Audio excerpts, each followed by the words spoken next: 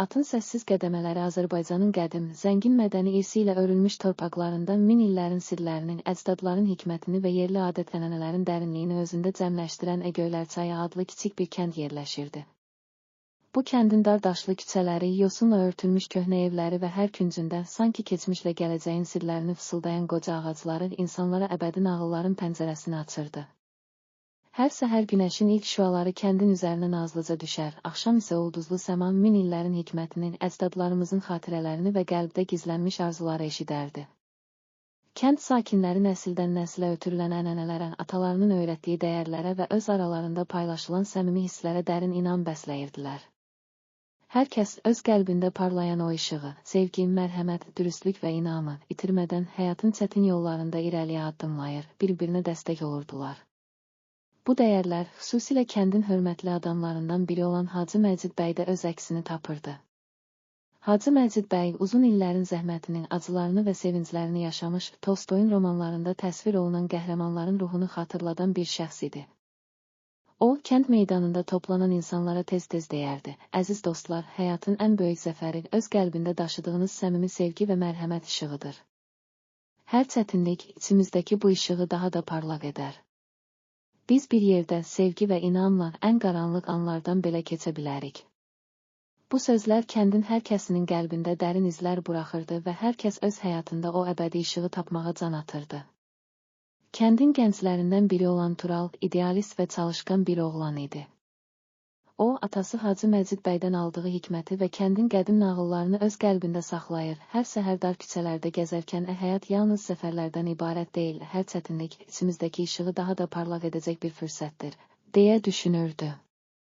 Onun gözlərində həm gəncliyin təravəti, həm də keçmişin ağırlığını və gələcəyin ümid dolu baxışlarını görmək mümkündür. Kəndin səmimi ənənələri arasında atlar da xüsusi yer tuturdu. Atlar yalnız kəndin işlək qüvvəsi deyildi, onlar həm də atalarımızın dəyərlərini, qəhrəmanlıq nağıllarını və azadlığın simvolunu təcəssüm etdirirdi. Hər kəs öz atı ilə kəndin dar küçələrində, dağların ətəyində addımlayarkən atın səssiz, lakin əbədi davam edən qəhrəmanlıq hekayələrini yad edirdi.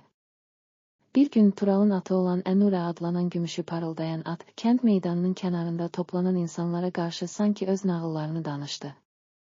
Tural, Nur, sənin hər bir addımın atalarımızın qəhrəmanlıq nağıllarını xatırladır. Sanki hər addımınla bizə gələcəyin ümidini gətirirsən, deyə düşündü. Atın səsi, küləyin əsintisi kimi Turalın qəlbində yeni arzular, yeni ümidlər oyandırdı.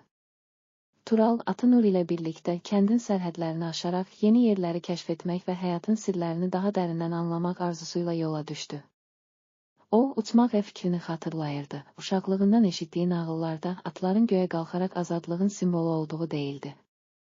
Lakin bu dəfə Tural təkcə fiziki uçuşdan yox, həm də ruhani səyahətdən bəhs edirdi. O, əgər biz öz qəlbindəki işığı tapıb ona güvənəriksə, heç bir sərhəd bizim üçün mane olmaz, deyə düşünürdü. Turalın səyahəti həm fiziki, həm də ruhani bir yolculuq idi. O, kəndin dar küçələrindən, qoca ağacların kölgəsindən, geniş tarlalardan və səmimi ənənələrdən ayrılaraq dağların ətəyinə, çayların sərin axınlarına və müxtəlif şəhərlərin işıqlı küçələrinə doğru irəlilədi. Hər addımında o, öz içindəki səmimi arzunu, sevgi və inamı daha da gücləndirirdi. Səyahətinin ilk mərhələsində Tural, Quba dağlarının ətəyində yerləşən Gülçaya adlı bir şəhərə çatdı. Bu şəhər qədim tarixə, zəngin mədəniyyətə və atalarımızın öyrətdiyi ənənələrə malik idi. Gülçayda yaşayan insanlar həm elmi, həm də ənənəvi bilikləri bir araya gətirərək öz mədəniyyətlərini qorumağa çalışırdılar. Tural burada yerli alimlər və nağılçılarla görüşərək öz qəlbindəki səmimi işığı daha da parlaq etməyə, gələcəyin ümidini daha da dərinləşdirməyə başladı. Bir axşam yerli bir nağılçı Turalın qulaq asdığı köhnə bir nağılı belə danışdı. Bir zamanlar bizim əcdadlarımız atalarının qəlbində parlayan o işığı sayəsində bütün çətinlikləri aşaraq göyə ucalmışlar. Hər bir insanın içində gizlənmiş o işıq yalnız sevgi, mərhəmət və dürüstlükdə əbədi qalır. Bu sözlər Turalın qəlbində dərindən iz buraxdı və o hər gün yeni biliklər, yeni təcrübələr qazanmaq üçün səyahətə davam etdi. O, səyahətində atı Nur ilə birlikdə müxtəlif şəhərlərə, kəndlərə, hətta sərhədlərin o hissələrinə səyahət etdi ki, orada yaşayan insanların həyat hekayələrinin, arzularını və ümidlərini öyrənsin. Turalın səyahəti həm də öz iç dünyasını kəşf etməsinə səbəb oldu. O, hər addımında, hər yeni tanışlıqda və hər bir öyrəndiyi dərsdə öz qəlbindəki səmimi işığı tapır, onu parıldadaraq həyatın əsl mənasını daha da dərindən anlamışdı. Atı Nur yalnız fiziki qüvvəsi ilə deyil, həm də Turalın qəlbindəki o işığın simvolu kimi ona dəstək olurdu. Turalın Ənure ilə keçirdiyi hər an sanki ataların qəhrəmanlıq nağıllarının dərin sevgi və azadlıq arzularını yad etdirirdi. Bir neçə il ərzində Turalın səyahəti onu yalnız müxtəlif coğrafi məkanlarla deyil, həm də insanın daxili dünyası ilə tanış etdi. O, fərqli xalqlarla, mədəniyyətlərlə, elmi nailiyyətlərlə və ənənələrlə zəngin yerlərlə qarşılaşdı. Hər bir yeni şəhər, hər bir yeni insan ona öz həyatında yaşadığı çətinlikləri aşmağın və öz qəlbindəki işığı tapmağın fərqli yollarını öyrətdi. Tural bu təcrübələri öz nağıllarında topladı və gələcək nəsillərə örnək olacaq bir xəzinə kimi sənədləşdirdi. Nəhayət, uzun və yorucu səyahətindən sonra Tural öz doğma kəndi Məmmədlidə qayıtdı. Qayıdış anı onun üçün həm sevincli, həm də dərin düşüncələrlə dolu idi. Məmmədlinin dar daşlı küçələrindən qoca ağacların arasına və yosunla örtülmüş köhnə evlərə baxanda Tural bütün səyahətində öyrəndiklərini, yaşadığı hər anın, keçdiyi hər çətinliyin və tapdığı hər dərsin onu necə dəyişdiyini hiss etdi. Kənd sakinləri Turalın gətirdiyi yeni bilik və təcrübələrlə öz içlərindəki səmimi işığı daha da parlaq görməyə başladılar. Məmmədlidə Turalın hekayəsi böyük maraqla dinləndi. Hər kəs Turalın səyahətindən, keçdiyi uzun yollar və tapdığı dərslərdən ilham aldı. O, kənd meydanında toplanan insanlara deyirdi, hər birimizin içində yalnız maddi dünyada deyil, qəlbimizdə parlayan o əbədi işıq var.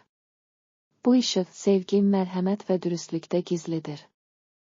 Biz hər çətinliyi aşmaq üçün öz içimizdəki bu işığı tapmalı, onu parıldatmalı və paylaşmalıyıq.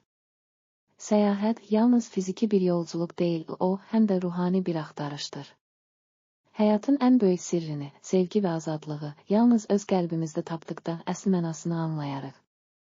Turalın sözləri kəndin hər küncündə yaşayan insanların qəlbində dərin izlər buraxdı. Gənclər Turalın izindən gedərək öz içlərindəki səmimi işığı tapmağa və onu qoruyub saxlamağa başladılar. Yaşlılar isə keçmişin hikmətinin, atalarının öyrətdiyi dəyərləri yad edərək gənclərə yol göstərdilər. Məmmədlidə artıq yalnız modern infrastruktur layihələri deyil, həm də cəmiyyətin ruhunun, ənənələrin və elmin birləşdiyi, qəlbdəki səmimi işığın parladığı bir dünya var idi. Kəndin hər küncündə, dar daşlı küçələrdə, qoca ağacların kölgəsində, hər bir daşın üzərində, sanki min illərin hikmətini danışan bir şeir kimi Turalın səyahətindən öyrəndikləri eşidilirdi. Hər axşam ulduzlu səmanın altında toplanan insanlar keçmişin nağıllarının, əcdadlarımızın hikmətini və gələcəyin ümid dolu perspektivlərini bir araya gətirərək, birlik və sevgi ilə dolu bir gələcək üçün ümidlə danışırdılar. Bu hekayə Tolstoyun geniş və dərindən təsvir etdiyi kimi yalnız bir insanın və ya bir səyahətin hekayəsi deyildi, o, cəmiyyətin hər bir üzvünün öz qəlbində daşıdığı əbədi işığın, sevginin və ümidin hekayəsi idi. Hər kəs öz içindəki o səmimi işığı tapdıqca həyatın ən böyük sirrini, sevgi, mərhəmət, dürüstlük və inamı yaşamağa davam etdi. Məmmədlidə yaşayan hər kəs Turalın səyahətindən aldığı ilhamla öz qəlbində parlayan o əbədi işığı itirmədən hər gün yeni başlanğıclar yaratdı. Gənclər Turalın izindən gedərək elmi və ənənəvi bilikləri birləşdirən layihələr ortaya qoyduğu, yaşlılar isə keçmişin hikmətini yad edərək gənclərə öz dəyərlərini öyrətdilər. Hər kəs öz içindəki işığı tapdıqca kəndin hər küncündə, dar küçələrdə və qoca ağacların arasında sanki min illərin hikmətini danışan bir nağıl kimi eşidildi. Biz birlikdə, sevgi və mərhəmətlə, qəlbimizdə daşıdığımız işığı heç vaxt sönməyə qoymayacağıq.